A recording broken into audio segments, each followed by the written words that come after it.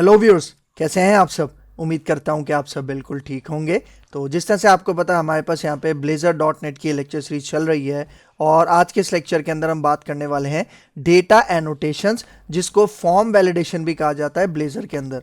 भाई देखो, अगर आपने हमारा प्रीवियस लेक्चर नहीं देखा जिसके अंदर हमने फॉर्म हैंडलिंग को स्टार्ट किया था और देखा था कि किस तरह से फॉर्म बना के यूज़र से इनपुट लिया जाता है, किस तरह से उसको गेट करके डिस्प्ले करवाया जाता है, ठीक है, मॉडल बाइंडिंग क्या होती है, ठीक है, ये सारी चीज़ें हमने प्रीवियस लेक्चर्स के अंदर कवर की थी, जो कि बहुत ही ज़्यादा इंपॉर्टेंट कॉन्सेप्ट है।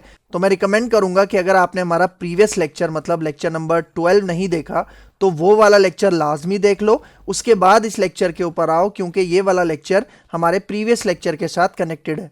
क्योंकि देखो, पहले आपको ये समझ में आना चाहिए कि फॉर्म किस तरह से बनाते हैं और उस फॉर्म का डेटा किस तरह से गेट करते हैं और मॉडल बाइंडिंग क्या होती है ब्लेजर के अंदर।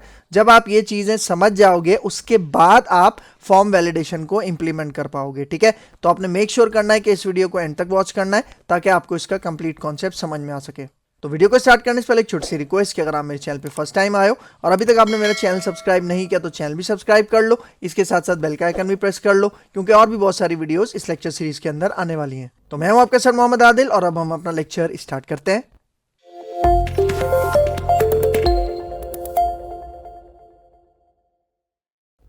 तो भाई देखो, डेटा एनोटेशंस इन ब्लेजर जो कि हम फॉर्म वैलिडेशन के लिए यूज करते हैं, तो सबसे पहले इसको डिस्कस करते हैं कि होता क्या है, ठीक है। यहाँ पे देखो, व्हाट आर डेटा एनोटेशंस। तो देखो यहाँ पे क्या कह रहा है, डेटा एनोटेशंस आर एट्रीब्यूट्स, ठीक है। मतलब डेटा एनोटेशन को हम यहाँ पे क्या कह रहे हैं, एट्रीब्यूट्स कह रहे हैं। और एट्रीब्यूट्स क्या होते हैं अभी मैं आपको बताता हूँ। देखो यहाँ पे क्या कह रहा है, data annotations are attributes special tags. मतलब आप एट्रीब्यूट्स भी कह सकते हो, स्पेशल टैग्स भी कह सकते हो, लेकिन याद रखना ये वो वाला टैग नहीं है जिस तरह से हम HTML में कवर करके आए ना, बॉडी का टैग, H1 का टैग, ये वो वाले टैग नहीं है, थोड़े से डिफरेंट है, ये अभी मैं आपको बताता हूँ। तो यहाँ पे क्या कह रहा है कि डेटा एनोटेशंस ऐसे एट्रीब्यूट्स होते हैं, ऐसे स्पेशल टैग्स होते हैं जो कि कहाँ पे यूज होते हैं, मॉडल क्लास के अंदर यूज होते हैं। मतलब एक पॉइंट यहीं पे क्लियर होना चाहिए कि जो डेटा एनोटेशंस हैं, ये जो एट्रीब्यूट्स हैं, ये हम लगाएंगे कहाँ पे, ये हम लगाएंगे मॉडल क्लास के अंदर। प्रीवियस लेक्चर के अंदर जब हमने मॉडल बाइंडिंग पढ़ी थी तो वहां पे मैंने आपको मॉडल क्लास के बारे में ही बताया था। तो क्या कह रहा है, ये जो टैग्स हैं, एट्रीब्यूट्स हैं, डेटा एनोटेशंस हैं, ये मॉडल क्लास में लगेंगे to define validation rules for form inputs. भाई देखो, मैंने आपको बताया था प्रीवियस लेक्चर में, जो हमारी मॉडल क्लास होती है वो हमारे फॉर्म के साथ कनेक्टेड होती है, ठीक है। तो ये जो फॉर्म वैलिडेशन के रूल्स हैं वो हम लगाएंगे कहाँ पे, वो हम लगाएंगे अपनी मॉडल क्लास में। और चूंकि वो मॉडल क्लास हमारे फॉर्म के साथ बाइंड हुई हुई है तो ऑटोमेटिक फॉर्म के ऊपर वैलिडेशन अप्लाई हो जाएगी। तो फॉर्म के ऊपर वैलिडेशन मतलब फॉर्म वैलिडेशन आपने सुना होगा, जिस तरह रिक्वायर्ड होता है कि आप टेक्स्ट बॉक्स को एम्प्टी नहीं छोड़ सकते। फिर कैरेक्टर्स की वैलिडेशन होती है कि भाई आप इस टेक्स्ट बॉक्स में अगर आप नेम ले रहे हो तो 20 या 25 कैरेक्टर से ज़्यादा का नेम नहीं होना चाहिए। फिर इसी तरह ईमेल वैलिड होनी चाहिए, ठीक है, पासवर्ड स्ट्रांग होना चाहिए, पासवर्ड और कंफर्म पासवर्ड मैच होने चाहिए, एज आपके पास फॉर एग्जांपल 15 और 16 के दरमियान होनी चाहिए। इस तरह के बहुत सारे वैलिडेशंस होती हैं जो कि हम डेटा एनोटेशंस की मदद से ब्लेजर में इंप्लीमेंट कर पाते हैं, ठीक है, सही है। फिर यहाँ पे देखो, इन ब्लेजर डेटा एनोटेशन मतलब ब्लेजर के अंदर ये जो डेटा एनोटेशंस हैं ये हम क्यों यूज करते हैं। देखो क्या कह रहा है, वैलिडेट यूजर इनपुट ऑटोमेटिकली।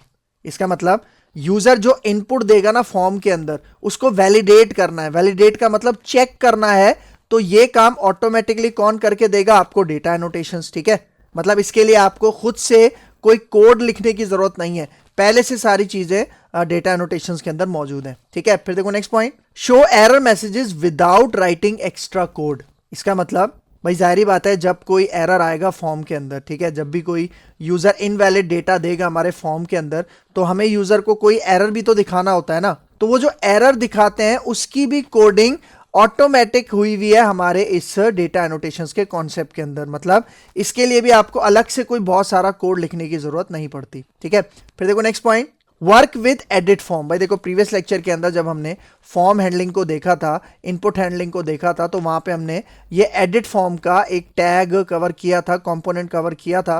तो जो डेटा एनोटेशंस होते हैं ना, ये इसी एडिट फॉर्म के कंपोनेंट के साथ यूज होती हैं, ठीक है। तो ये पॉइंट आपने याद रखना है, ठीक है। फिर आगे आ जाओ, ठीक है। अब देखो यहाँ पे क्या कह रहा है, why data annotations are use, ठीक है, मतलब डेटा एनोटेशंस को ब्लेजर के अंदर यूज करने का पर्पस क्या है, ठीक है। यहाँ पे देखो पहला पॉइंट, प्रिवेंट इनवैलिड डेटा, ठीक है, मतलब भाई देखो यूजर्स अक्सर क्या करते हैं, इनवैलिड डेटा एंटर कर सकते हैं, ठीक है, डेलिबरेटली भी और बाय मिस्टेक भी क्या करते हैं, इनवैलिड डेटा फॉर्म के अंदर इनपुट कर देते हैं, ठीक है। तो उस इनपुट डेटा मतलब जो इनवैलिड डेटा होता है उससे बचने के लिए हम कॉन्सेप्ट यूज करते हैं डेटा एनोटेशंस। फिर उसके बाद show error messages to users, ठीक है, मतलब जाहिर बात है जब भी कोई एरर आएगा, जब भी कोई इनवैलिड डेटा हमारा यूजर फॉर्म के अंदर सबमिट करेगा तो हमें उसका एक अप्रोप्रिएट एरर मैसेज भी डिस्प्ले करवाना होता है, तो उसके लिए भी हम डेटा एनोटेशंस यूज करते हैं।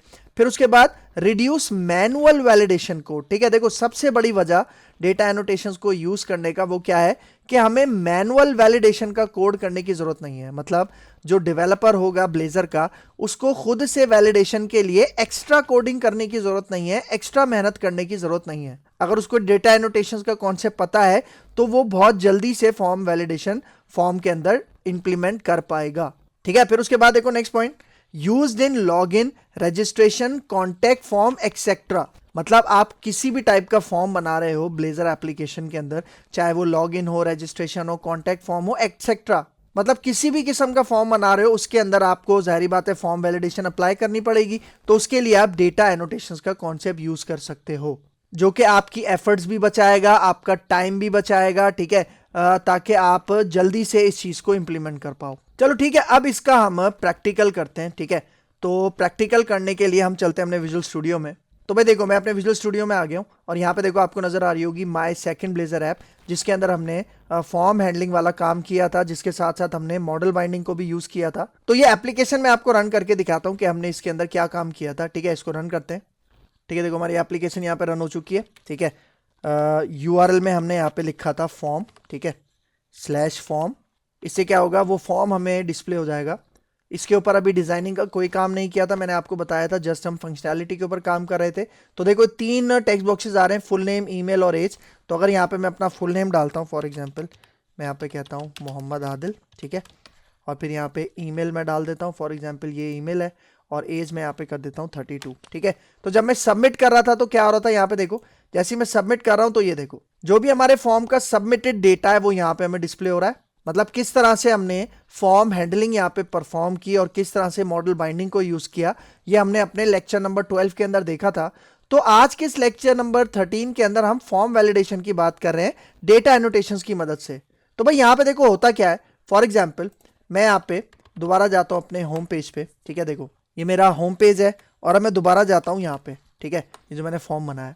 तो भाई देखो हमारे पास देखो यहाँ पे एक चीज नोटिस करो, अभी ये फुल नेम वाला टेक्स्ट बॉक्स एम्प्टी है, ईमेल एम्प्टी है, और यहाँ पे देखो ये एज 0 है। तो देखो अगर अभी मैं सबमिट करूं तो क्या होगा, हमारा फॉर्म सबमिट हो जाएगा। हालांकि हमारा फॉर्म सबमिट नहीं होना चाहिए क्योंकि अभी मैंने अपना जो फॉर्म है वो प्रॉपर फिल ही नहीं किया। तो आपने अक्सर देखा होगा, आपने बहुत सारी वेबसाइट यूज की होंगी जहाँ पे contact form, login form, registration forms आपने देखे होंगे कि जब भी आप उसको एम्प्टी छोड़ के फॉर्म सबमिट करने की कोशिश करते हो तो आपके पास एरर आता है, ठीक है। लेकिन यहाँ पे देखो अगर मैं सबमिट करने की कोशिश करूं तो ये देखो डेटा हमारा एम्प्टी डेटा के साथ क्या हो गया है, सबमिट हो गया है, ठीक है। तो इस चीज को रोकने के लिए हम यहाँ पे डेटा एनोटेशंस का यूज करेंगे, फॉर्म वैलिडेशन का यूज करेंगे, ठीक है। तो देखो यहाँ पे आके मैं इसको स्टॉप करता हूं, ठीक है, और देखो मैं यही मान के चल रहा हूं कि आपने हमारा जो लेक्चर नंबर 12 है वो देख लिया है, ठीक है। तो यहाँ पे देखो यहाँ पे आपको नजर आ रहा होगा यूजर प्रोफाइल, ठीक है, इसके अंदर देखो 3 प्रॉपर्टीज हैं, फुल नेम, ईमेल और एज। तो अब यहाँ पे सबसे पहले जो डेटा एनोटेशन है वो कौन सा मैं यहाँ पे यूज करूंगा, रिक्वायर्ड। तो वो जो रिक्वायर्ड की डेटा एनोटेशन है, ठीक है, वो यहाँ पे क्या काम करता है हमारे पास, जिस तरह मैंने बताया आपने अक्सर फॉर्म में देखा होगा कि जब भी आप कोई फील्ड एम्प्टी छोड़ के, कोई भी टेक्स्ट बॉक्स एम्प्टी छोड़ के फॉर्म सबमिट करते हो तो वहां पे कहता है कि भाई दिस फील्ड इज रिक्वायर्ड। अगर वो नेम की फील्ड है तो अक्सर मैसेज आता है नेम इज रिक्वायर्ड। तो उसके लिए हम यहाँ पे कैसे इंप्लीमेंट करेंगे, देखो मेरे पास ये फुल नेम की प्रॉपर्टी है ना, ये किसके साथ बाइंड हुई हुई है, देखो ये जो हमारा फॉर्म है, फॉर्म के हम इस फाइल पे चलते हैं और ये देखो यहाँ पे आपको ये फुल नेम वाला एक टेक्स्ट बॉक्स नजर आ रहा है। तो इस फुल नेम के टेक्स्ट बॉक्स के साथ हमने किसको बाइंड किया हुआ है, देखो यूजर क्लास के अंदर ये देखो ये जो हमारे पास है ये फुल नेम वाली प्रॉपर्टी है ना, इसके साथ बाइंड किया हुआ है। तो यहाँ पे अब मैं ये फुल नेम के ऊपर क्या लगाता हूँ, रिक्वायर्ड का एट्रीब्यूट लगाता हूँ, ठीक है। तो देखो ये डेटा एनोटेशन है, इसको मैं एट्रीब्यूट भी कह सकते हो, आप स्पेशल टैग भी कह सकते हो। लेकिन यहाँ पे देखो अभी यहाँ पे एरर आ रहा है। एरर क्यों आ रहा है? क्योंकि भाई देखो ये जो रिक्वायर्ड डेटा एनोटेशन है ना, ये सी शार्प के एक नेम स्पेस के अंदर मौजूद है।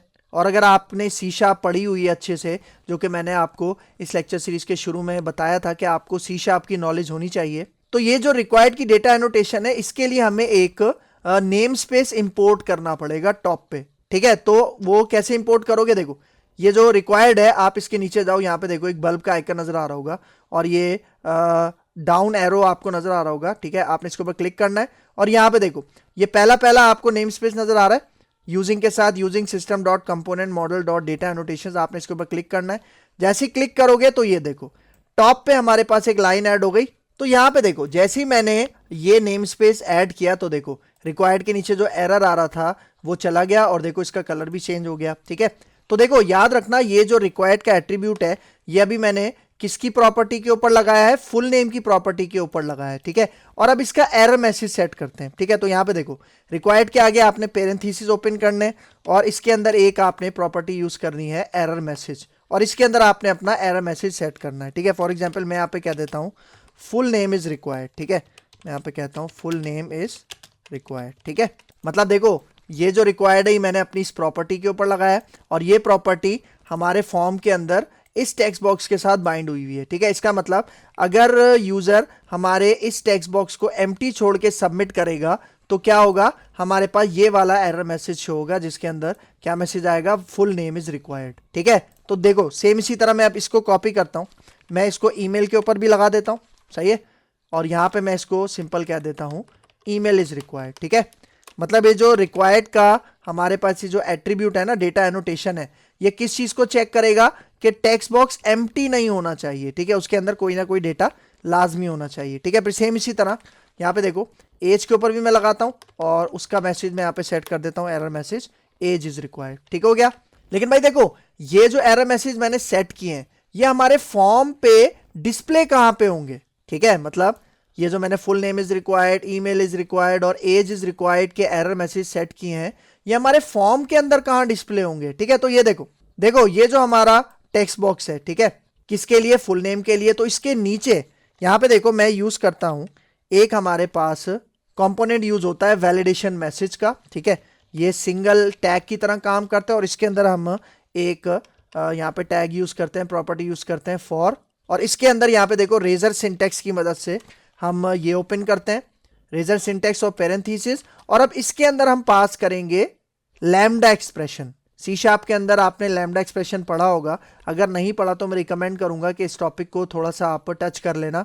लैम्डा एक्सप्रेशन क्या होता है? एक फंक्शन होता है और फंक्शन भी हम शॉर्ट फॉर्म में लिखते हैं। ठीक है, तो यहाँ पे देखो यहाँ पे मैं कहता हूं इस तरह से।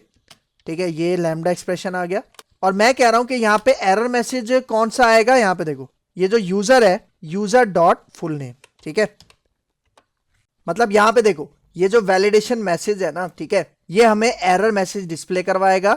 और कौन सा एरर मैसेज? यहां पे देखो ये जो फुल नेम वाली प्रॉपर्टी है ना उसका एरर मैसेज ये हमें यहां पे डिस्प्ले करवाएगा, ठीक फुल नेम वाले टेक्स्ट बॉक्स के नीचे। ठीक हो गया। अब सेम इसी तरह इसी लाइन को आपने कॉपी करना है। ठीक है, और कॉपी करके जो नेक्स्ट है हमारे पास ईमेल का टेक्स्ट बॉक्स, इसके नीचे यहाँ पे पेस्ट करना है। ठीक है, और इस प्रॉपर्टी का नाम क्या है?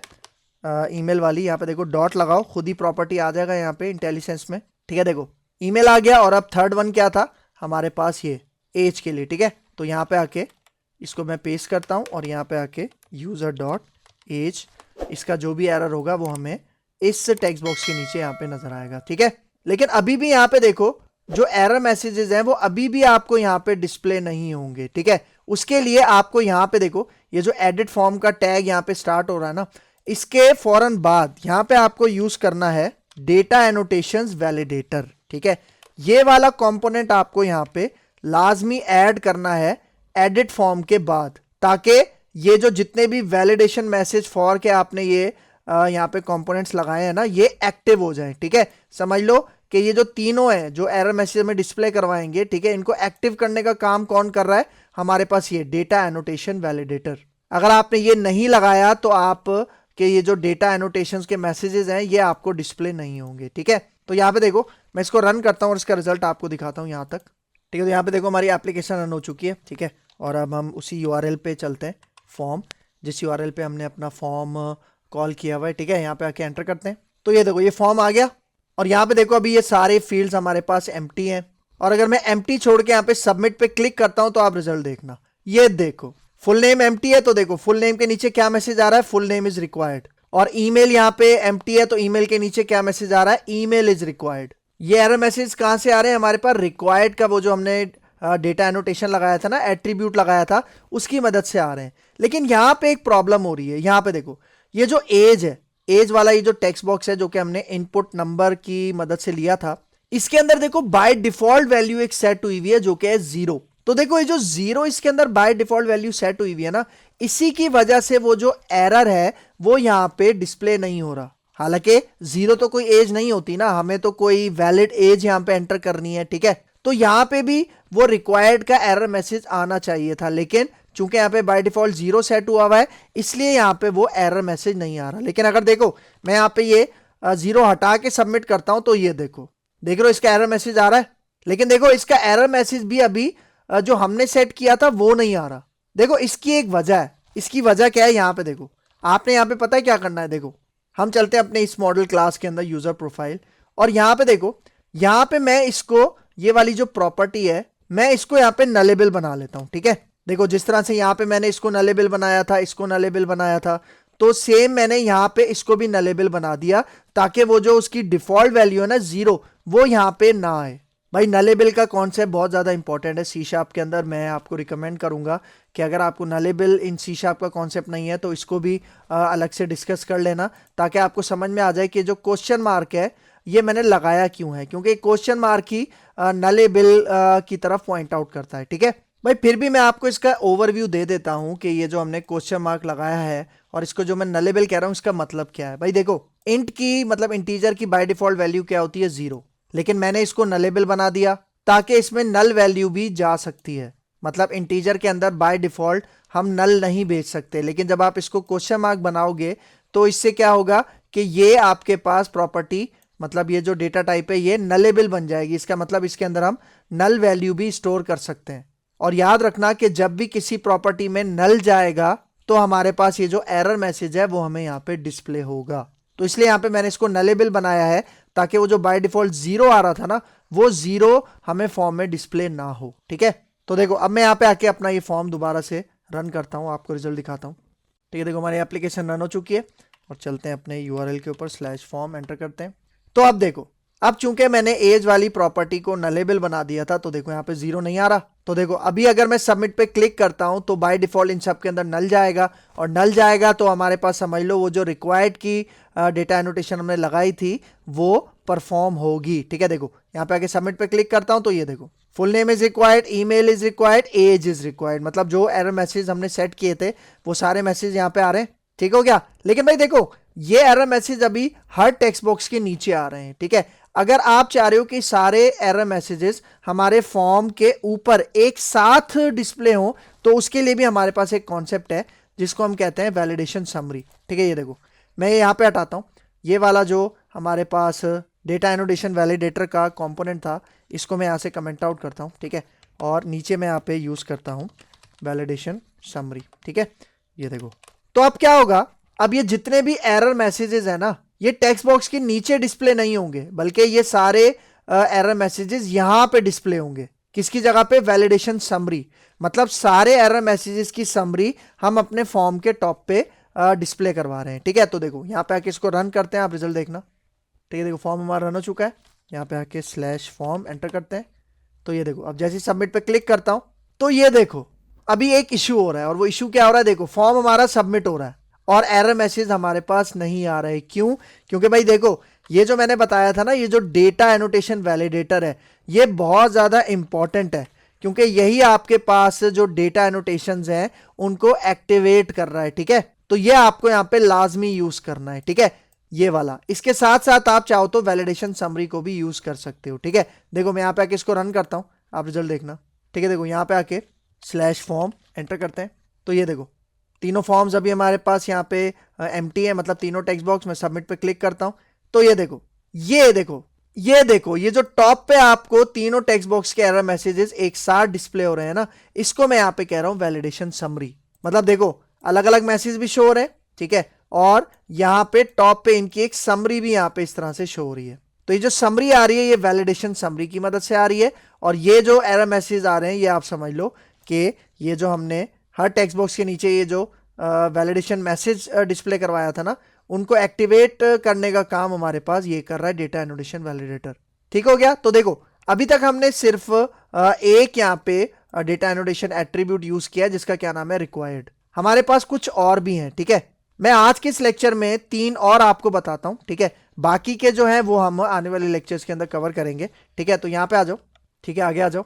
अब यहां पे देखो कॉमन डेटा एनोटेशन एट्रीब्यूट्स, ठीक है। यहां पे देखो पहला एट्रीब्यूट कौन सा यूज किया हमने, रिक्वायर्ड। और रिक्वायर्ड का पर्पस क्या था, देखो, field must not be empty. मतलब जो फील्ड है, जो टेक्स्ट बॉक्स है, वो एम्प्टी नहीं होना चाहिए, लाजमी उसके अंदर कोई ना कोई डेटा फिलअप होना चाहिए, ठीक है। उसके बाद देखो स्ट्रिंग लेंथ। स्ट्रिंग लेंथ मतलब लिमिट टेक्स्ट लेंथ। भाई जिस तरह हमने फुल नेम का टेक्स्ट बॉक्स बनाया है ना, तो फुल नेम में अगर हम लिमिट लगाना चाह रहे हैं कैरेक्टर्स की, कि भाई फॉर एग्जांपल 25 कैरेक्टर से ज्यादा का नाम नहीं होना चाहिए, मतलब फुल नेम 25 कैरेक्टर से ज्यादा नहीं होना चाहिए, इस तरह की लिमिट के लिए हम यहाँ पे स्ट्रिंग लेंथ यूज करते हैं, ठीक है। तो यहाँ पे देखो, ये देखो, ये फुल नेम है ना, इस फुल नेम के नीचे यहाँ पे देखो मैं एक और एट्रीब्यूट यहाँ पे लगाता हूँ और इसको कहता हूँ स्ट्रिंग लेंथ, ठीक है। और स्ट्रिंग लेंथ के अंदर यहाँ पे मैं कह देता हूँ, पहले ये हम पेरेंथीसिस ओपन करेंगे और यहाँ पे मैं लिमिट लगाता हूँ, और लिमिट लगाता हूँ फॉर एग्जाम्पल मैं कहता हूँ 25, ठीक है। 25 कैरेक्टर्स लिमिट है, मतलब मैक्सिमम लेंथ है, और मिनिमम लेंथ भी यहाँ पे हम डिफाइन कर सकते हैं, ठीक है। देखो मिनिमम लेंथ में यहाँ पे कहता हूँ 3, मतलब मिनिमम 3 कैरेक्टर्स का नाम होना चाहिए, और मैक्सिमम 25 कैरेक्टर्स हो सकते हैं। लेकिन अगर 25 कैरेक्टर से ज्यादा या 3 कैरेक्टर से कम कोई नाम एंटर होगा तो यहाँ पे एरर आना चाहिए, ठीक है। तो यहाँ पे देखो, मैं यहाँ पे अब एरर मैसेज सेट करता हूँ, तो एरर मैसेज की वही प्रॉपर्टी मैं यहाँ पे यूज करता हूँ, और यहाँ पे मैं कहता हूँ full name must be in between, बल्कि इस तरह से कहते हैं मस्ट बी 3 to 25 कैरेक्टर्स, ठीक है। एरर मैसेज आप अपनी मर्जी का कोई भी सेट कर सकते हो। तो यहाँ पे मैंने क्या कह दिया, full name must be 3 to 25 characters, ठीक है, सही है। तो यहाँ पे आके इसको रन करते हैं और उसका रिजल्ट देखते हैं, ठीक है। देखो एप्लीकेशन रन हो चुकी है, स्लैश फॉर्म पे चलते हैं, यहाँ पे एंटर करते हैं, ठीक है। देखो ये फॉर्म हमारे पास आ रहा है, और अब मैं सबमिट के ऊपर क्लिक करता हूँ, अभी सारे रिक्वायर्ड के एरर मैसेज आएंगे, ठीक है। तो यहाँ पे देखो, अगर मैं अभी फॉर एग्जाम्पल जस्ट लिखता हूँ AD जो कि 2 कैरेक्टर्स हैं और सबमिट पे क्लिक करता हूँ, तो देखना ये देखो एरर मैसेज चेंज हो गया, full name must be 3 to 25 characters, और ऊपर देखो वैलिडेशन समरी में, ठीक है। और अब अगर मैं 25 कैरेक्टर से ज्यादा डाल दूं, ठीक है, ये देखो, ये मैंने 25 कैरेक्टर से ज्यादा यहाँ पे एंटर किया, और अब दोबारा सबमिट पे क्लिक करता हूं, तो ये देखो दोबारा वही मैसेज आ रहा है, full name must be 3 to 25 characters, ठीक है। लेकिन अगर अब मैं यहाँ पे फॉर एग्जाम्पल अपना नेम एंटर करता हूँ मोहम्मद आदिल, ठीक है, इस तरह से, अच्छा ये तो सारे आ गए, ठीक है, मैं यहाँ पे इनको हटाता हूँ, ये देखो, देख रहे हो, सिर्फ फुल नेम के नीचे एरर नहीं आ रहा, ठीक है, क्योंकि उसका अंदर जो मैंने अपना नेम दिया है मोहम्मद आदिल, वो 3 to 25 कैरेक्टर्स की रेंज में आता है, ठीक हो गया। तो इसके लिए हम यहाँ पे कॉन्सेप्ट यूज करते हैं किसका, स्ट्रिंग लेंथ का, ठीक है। फिर चलते हैं नेक्स्ट। अब देखो ईमेल एड्रेस, ठीक है। भाई देखो ईमेल आपको अक्सर पता है कि इनवैलिड यूजर एंटर कर देते हैं जिसके अंदर @ नहीं होता, ठीक है। मतलब एक कंप्लीट जो एक फॉर्मेट होता है ईमेल का, उस फॉर्मेट में कोई मिस्टेक हो जाती है, तो तब हम यहाँ पे ईमेल एड्रेस यूज करते हैं, ठीक है। तो यहाँ पे आ जाओ, ठीक है। देखो ईमेल का ये जो मैंने प्रॉपर्टी बनाई थी ना, ठीक है, इसके ऊपर यहाँ पे मैं ईमेल एड्रेस, ठीक है, ईमेल एड्रेस, और इसके अंदर कुछ भी नहीं करना, आपने सिंपल एरर मैसेज सेट कर देना है, ठीक है। और एरर मैसेज में मैं कह देता हूँ यहाँ पे इनवैलिड ईमेल, ठीक है। तो याद रखना, अगर आपकी ईमेल बिल्कुल वैलिड होगी, ठीक है, उसका फॉर्मेट बिल्कुल एक ईमेल के हिसाब से होगा, तभी उसको एक्सेप्ट करेगा, अदरवाइज ये वाला एरर आएगा, ठीक है। तो इसको रन करते हैं, इसका रिजल्ट देखना, ठीक है। एप्लीकेशन यहाँ पे रन हो चुकी है, ठीक है, स्लैश फॉर्म एंटर करते हैं, ठीक है। देखो पहले सबमिट पे क्लिक करते हैं, तो ये देखो सारे रिक्वायर्ड के आ रहे हैं, और यहाँ पे देखो अगर मैं कोई ईमेल डालूं इस तरह से, ये देखो, ठीक है, सबमिट पे क्लिक करता हूं, तो ये देखो क्या मैसेज आ रहा है, इनवैलिड ईमेल, नीचे भी आ रहा है और यहाँ पे भी इनवैलिड ईमेल आ रहा है, ठीक है। और अगर मैं यहाँ पे इस तरह से दूं, ये देखो ईमेल मैं यहाँ पे देता हूँ, फॉर एग्जाम्पल ये ईमेल देता हूँ, और इसके अंदर भी यहाँ पे देखो email 123 @, ठीक है। देखो अभी भी ये ईमेल सही नहीं है, देख रहे हो, तो तभी इनवैलिड ईमेल का मैसेज आ रहा है। लेकिन अब अगर मैं एक सही ईमेल दे दूं यहाँ पे, ये देखो सही ईमेल दे दी, बाकी सारा डेटा भी सही है, सबमिट पे क्लिक करूंगा तो हमारा फॉर्म सबमिट हो जाएगा और हमें यहाँ पे डेटा नजर आ जाएगा। ठीक है, मतलब जब तक इनवैलिड डेटा है ना तब तक आपका फॉर्म सबमिट नहीं होगा, ये बात आपने याद रखनी है। ठीक है, तो यहाँ पे देखो इसको स्टॉप करते हैं और नेक्स्ट वैलिडेशन पे चलते हैं। देखो नेक्स्ट है हमारे पास रेंज। रेंज मतलब देखो क्या कह रहा है, वैलिडेट न्यूमेरिक रेंज। मतलब देखो यहाँ पे स्पेसिफिक कर दिया कि भाई ये जो रेंज का एट्रीब्यूट है ये सिर्फ नंबर्स के साथ काम करेगा। मतलब जो हमने एज का टेक्स्ट बॉक्स बनाया ना जिसके अंदर हमने इनपुट नंबर का एक टेक्स्ट बॉक्स यूज किया था, यहाँ पे देखो, ये देखो फॉर्म पे चलते हैं, यहाँ पे देखो ये हमने एज के लिए यहाँ पे इनपुट नंबर का यहाँ पे कंपोनेंट यूज किया था और यहाँ पे देखो ईमेल के लिए और फुल नेम के लिए इनपुट टेक्स्ट का यूज किया था। इसका मतलब जहाँ पे इनपुट नंबर है वहां पे आप ये रेंज लगा सकते हो। ठीक है, किस लिए लगा सकते हो, फॉर एग्जाम्पल भाई मैं कह रहा हूं कि जो यूजर की एज है ना वो 15 to 60 की रेंज में होनी चाहिए, मतलब 15 से लेस नहीं होनी चाहिए और 16 से ग्रेटर नहीं होनी चाहिए। तो उसके लिए हम यहाँ पे यूज करेंगे ये रेंज वाला डेटा एनोटेशन। ठीक है, देखो रिक्वायर्ड के नीचे यहाँ पे मैं रेंज लगाता हूँ। ठीक है, रेंज लगाया और यहाँ पे इसकी मैं रेंज स्पेसिफाई करता हूँ। सबसे पहले आपने यहाँ पे मिनिमम रेंज डालनी है और उसके बाद मैक्सिमम रेंज आपने यहाँ पे डालनी है। ठीक है, सही है, आगे पीछे नहीं करना। ठीक है, और फिर यहाँ पे हम एरर मैसेज सेट करेंगे। ठीक है, एरर मैसेज की प्रॉपर्टी और यहाँ पे मैं कह देता हूँ age must be between 15 to 60। ठीक हो गया, एरर मैसेज आप कोई भी सेट कर सकते हो, आपके ऊपर डिपेंड करता है। बस यहाँ पे ये याद रखना है कि जो पहली वैल्यू दोगे वो मिनिमम एज होगी और जो दूसरी वैल्यू दोगे वो मैक्सिमम एज होगी और उसके बाद आप अपना एरर मैसेज यहाँ पे सेट करोगे। ठीक है, तो यहाँ पे आके इसको रन करते हैं। ठीक है, और इसका रिजल्ट देखते हैं। ठीक है, तो यहाँ पे हमारी एप्लीकेशन रन हो चुकी है। ठीक है, /फॉर्म एंटर करते हैं। ठीक है, देखो सबमिट पे क्लिक करूंगा तो अभी सारे आ जाएंगे हमारे पास। और एज देखो, एज अगर मैं यहाँ पे 10 इंसर्ट करता हूँ। ठीक है, देखो अगर मैं कीबोर्ड से टैब का बटन प्रेस करूं, टैब मतलब देखो मैं अपने एज वाले टेक्स्ट बॉक्स से अपने इस सबमिट के बटन पे आ गया। मतलब टैब से क्या होता है कि हम अपने फॉर्म के अंदर एक टेक्स्ट बॉक्स से दूसरे टेक्स्ट बॉक्स पे, दूसरे से तीसरे पे, तीसरे से बटन के ऊपर इस तरह से मूव हो सकते हैं। तो आप सबमिट करो या टैब का बटन प्रेस करोगे ना तब भी ये वैलिडेशन आपको देखने को मिलेंगी। ठीक है, देखो जैसे मैंने 10 करके टैप किया तो ये देखो age must be between 15 to 60 का एरर मैसेज आ रहा है। और अगर मैं यहाँ पे फॉर एग्जाम्पल 70 दे दूं, ठीक है, और यहाँ पे सबमिट पे क्लिक करूं तो देखो दोबारा वही एरर मैसेज आएगा, age must be between 15 to 60। लेकिन अगर मैं यहाँ पे 55 दे दूं, ठीक है, और अब अगर सबमिट पे क्लिक करूं तो ये देखो एज वाला एरर मैसेज यहाँ से चला गया। ठीक हो गया, तो अगर बाकी भी हम दे देते हैं यहाँ पे फॉर एग्जाम्पल इस तरह से, देखो सबमिट पे क्लिक करता हूं तो ये देखो सारा डेटा हमारे पास यहाँ पे सबमिट हो गया।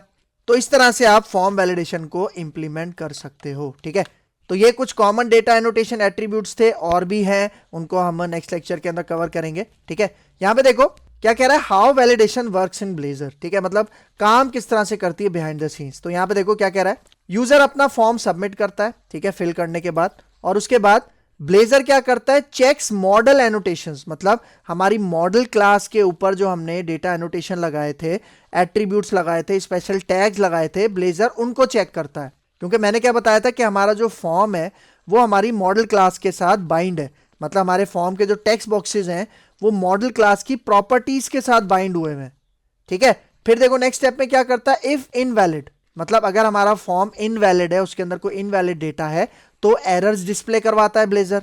लेकिन यहां पे देखो फोर्थ स्टेप, अगर डेटा वैलिड है तो ऑन वैलिड सबमिट का मेथड एग्जीक्यूट हो जाता है। ठीक है, ऑन वैलिड सबमिट का मेथड यहां पे देखो मैंने बनाया हुआ है ना, जब हमने लेक्चर नंबर 12 के अंदर काम किया था तो मैंने आपको बताया था। यहां पे देखो, ठीक है, नीचे आ जाओ, ये देखो ये हमने हैंडल सबमिट का एक फंक्शन यहां पे बनाया हुआ है। ठीक है, और ये कहां पे कॉल हो रहा है, ये देखो ये जो मेरा फॉर्म है यहां पे देखो ऑन वैलिड सबमिट, इसके ऊपर ये हैंडल सबमिट वाला इवेंट चल रहा है। ठीक है, मतलब ये वाला, ठीक है, देखो ये वाला इवेंट चल रहा है और इस इवेंट को यहाँ पे देखो मैं यहाँ पे चेक करवा रहा हूं इस तरह से। ये हमने देखा था लेक्चर नंबर 12 के अंदर, इसको आप देख लेना। तो यहाँ पे यही पॉइंट बता रहा है कि अगर इनवैलिड है तो एरर मैसेज शो होंगे, और अगर वैलिड है हमारे फॉर्म का डेटा तो ऑन वैलिड सबमिट एग्जीक्यूट होगा। मतलब यहाँ पे देखो ये वाला इवेंट हमारे पास एग्जीक्यूट होगा और फिर उसी के हिसाब से हमने यहाँ पे ये वाला जो सबमिटेड डेटा है वो डिस्प्ले करवाया था। ठीक है, सही है। तो ये कॉन्सेप्ट होता है हमारे पास डेटा एनोटेशंस का, फॉर्म वैलिडेशन का इन ब्लेजर। ठीक हो गया, तो यहाँ पे हमारा लेक्चर हो गया वाइंड अप। तो अगर आपको मेरी वीडियो पसंद आई है तो मेरा चैनल जरूर सब्सक्राइब करके जाना, इसके साथ साथ बेल का आइकन भी प्रेस करना, क्योंकि और भी बहुत सारी वीडियोस इस लेक्चर सीरीज के अंदर आने वाली हैं। तो अगर आपको मेरी वीडियो पसंद आई है तो मेरा चैनल लाइक कीजिए, शेयर कीजिए और सब्सक्राइब कीजिए, और मुझे अपनी दुआ में याद रखिए। तो मिलते हैं इंशाल्लाह नेक्स्ट लेक्चर में, तब तक के लिए दीजिए इजाजत। अल्लाह हाफिज।